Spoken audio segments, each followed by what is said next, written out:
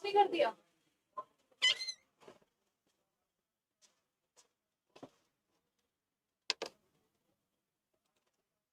Good morning aspirants, welcome to exam पर। हम है कलम से क्रांति, मैं पूर्णिमा गौर स्वागत करती हूँ एक बार फिर से आप सभी का आप लोगों की अपनी साइंस की पंचामृत में, जहाँ पे हम क्वेश्चंस करेंगे 5 साइंस से रिलेटेड, जो कि आपकी रिवीजन में बहुत ज्यादा हेल्पफुल रहने वाले हैं।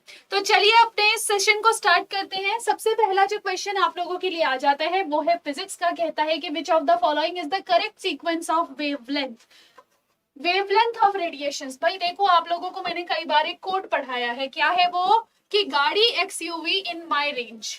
ठीक है, हमने कोड क्या पढ़ा है, गाड़ी एक्सयूवी इन माय रेंज। ठीक है, अब ये गाड़ी एक्सयूवी इन माय रेंज का मतलब क्या है, सिंपल सा, बहुत सिंपल सा मतलब हो जाता है बच्चे इसका, कि ये गामा रेस, एक्स किरण, यूवी रेस दृश्य किरण जिसको आप विजिबल रेस कहते हो, और इनका मतलब हो जाता है इंफ्रारेड जिसको आप अवरक्त कहते हो, माइक्रोवेव्स हो जाती है माई से माइक्रोवेव, और रेंज से हो जाता है रेडियो वेव। ठीक है, तो ये क्या है, ये आपकी पूरी की पूरी सीक्वेंस है आपके इलेक्ट्रोमैग्नेटिक स्पेक्ट्रम की, जिसको आपको अरेंज करना है। उसी को मैंने आपको एक कोड के माध्यम से बता दिया है, बढ़ते हुए क्रम में, बढ़ते हुए लैम्डा के क्रम में। तो आपको कुछ इस तरीके से याद रखना है कि जो गामा रेज होती है इससे थोड़ी सी ज्यादा लैम्डा होती है एक्स की, उससे थोड़ी सी ज्यादा होती है यूवी की, उससे थोड़ी सी ज्यादा विजिबल की, उससे थोड़ी सी ज्यादा इंफ्रारेड की, उससे थोड़ी ज्यादा होगी माइक्रोवेव की, और सबसे ज्यादा होगी रेडियो वेव्स की। अब आप देखो, आपको यहाँ पे जो 4 सीक्वेंसेस दे रखे हैं, इन सीक्वेंसेस में हम देखेंगे हमें यूवी, ग्रीन, इंफ्रारेड और एक्सरेज दे रखी है।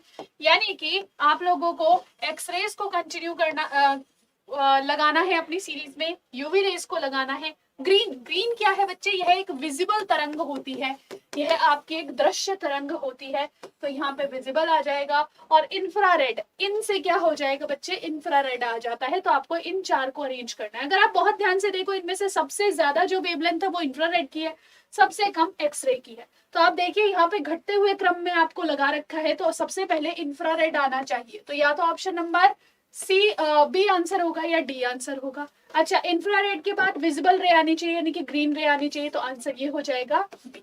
आई जस्ट होप सो आपको ये क्लियर हुआ होगा। नेक्स्ट क्वेश्चन की तरफ चलते हैं। क्वेश्चन कहता है कि मानव शरीर का कौन सा भाग अस्थि सुश्रुता से प्रभावित होता है, ऑस्टियोपोरोसिस। देखिए, अक्सर जब हम बात करते हैं हमारी हड्डियां कुछ इस प्रकार की दिखाई देती हैं, लेकिन अगर हमारे शरीर के अंदर विटामिन डी की कमी हो जाए या फिर कैल्शियम की कमी हो जाए, कैल्शियम आयंस की कमी हो जाए, तो हमारे शरीर के अंदर जो हड्डियां हैं उनका क्षरण होने लगता है, और वो काफी ज्यादा अस्थि भंगुर हो जाती है, बहुत ज्यादा एकदम डेलिकेट हो जाती है, इनके अंदर छिद्र बहुत ज्यादा बढ़ जाते हैं, जिस समस्या को ऑस्टियोपोरोसिस कहा जाता है, अस्थि सुश्रुता कहा जाता है। सिर्फ और सिर्फ चीजों के घटने के कारण नहीं, कई बार पैराथायरॉइड हार्मोन जो होता है, जो आपकी परावटु ग्रंथि, तितली वाली ग्रंथि है ना, उसके पीछे जो ग्रंथियां होती है, परावटु ग्रंथि से जो आपका हार्मोन निकलता है, पैराथायरॉइड हार्मोन, उसके बढ़ जाने से क्या होता है, आपके हड्डियों का कैल्शियम रक्त में डाल दिया जाता है, इस वजह से भी अस्थि सुश्रुता हो जाती है। तो हम क्या कह देंगे कि मैम जो ऑस्टियोपोरोसिस है वो ओस्टियोज में होती है, यानी कि बोन्स में होती है। तो आंसर क्या हो जाएगा, ये हड्डियों में देखने को मिलती है। नेक्स्ट क्वेश्चन अपन लोगों के सामने आ जाता है। तीसरा क्वेश्चन है, how many covalent bond are found in propane. Propane की अगर हम बात करते हैं उसमें कितने कोवेलेंट आबंध है। भाई देखो, प्रोपेन का फॉर्मूला क्या होता है, C3H8 हो जाएगा। हाँ कि ना, कहोगे यस मैम, क्योंकि हम यहाँ पे देखते हैं प्रोप मतलब 3 कार्बन, एन मतलब एल्केन। ठीक है, प्रोप मतलब 3 कार्बन, एन मतलब एल्केन। तो यहाँ पे क्या हो जाएगा, 3 कार्बन की चेन बनी और उसमें आप जोड़ दोगे 8 हाइड्रोजन। अब यहाँ देखो, कैल्शियम, कार्बन और हाइड्रोजन आपस में इलेक्ट्रॉन्स को शेयर करते हैं, तो इनके बीच में कोवेलेंट बॉन्ड बनेगा। कार्बन और कार्बन आपस में इलेक्ट्रॉन्स को शेयर कर रहे हैं, तो इनके बीच में भी कोवेलेंट बॉन्ड बनेगा। टोटल अगर आप बॉन्ड्स देखिए, 1 2 3 4 5 6 7 8 9 10, आपके पास 10 कार्बन एटम, 10 कोवेलेंट बॉन्ड बने। अब आप कहोगे मैम क्या हर बार हम लोगों को जो है ऐसे काउंट करना पड़ेगा। नहीं। आप लोग क्या कीजिएगा, जब भी आपके पास एल्केन्स मिले ना, तो जितने भी हाइड्रोजन्स हैं उसको सीधा ऐड कर लीजिए, और उसके अंदर जितने कार्बन्स हैं उसमें से एक घटा के ऐड कर दीजिए, आपको सही आंसर मिल जाएगा एल्केन्स के कोवेलेंट बॉन्ड्स का। ठीक है, ध्यान रखेंगे। चलिए जी, नेक्स्ट आ जाता है अगला क्वेश्चन। कहता है कि किसी जीव या समुदाय के प्राकृतिक स्थान को जहां पे वो वास करता है उसको हम क्या कहते हैं? नीशे कहते हैं, बायोम कहते हैं, आवास कहते हैं, या आदत कहते हैं। तो देखिएगा, जब भी कोई भी एक ऑर्गेनिज्म किसी एक पर्टिकुलर क्षेत्र में रहता है, ठीक है, जो उसका प्राकृतिक आवास है, जैसे मछलियों का प्राकृतिक आवास क्या होगा?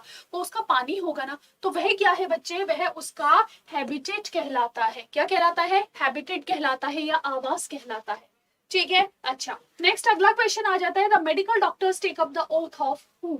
यानी कि सीधा सवाल है कि जो आपके चिकित्सक होते हैं वो किसकी शपथ लेते हैं? एलोपैथिक डॉक्टर्स की जब भी हम बात करते हैं, आजकल न्यूज में था कि तमिलनाडु के एक डीन को जो है रेस्टिकेट कर दिया गया था, कि सस्पेंड कर दिया गया था इस चीज के ऊपर कि उन्होंने चरक जी की ओथ दिलवाई थी अपने स्टूडेंट्स को हिपोक्रेट्स की बजाय। तो इसका मतलब क्या है? ओरिजिनली जो आपकी शपथ ली जाती है वो हिपोक्रेट्स की शपथ ली जाती है।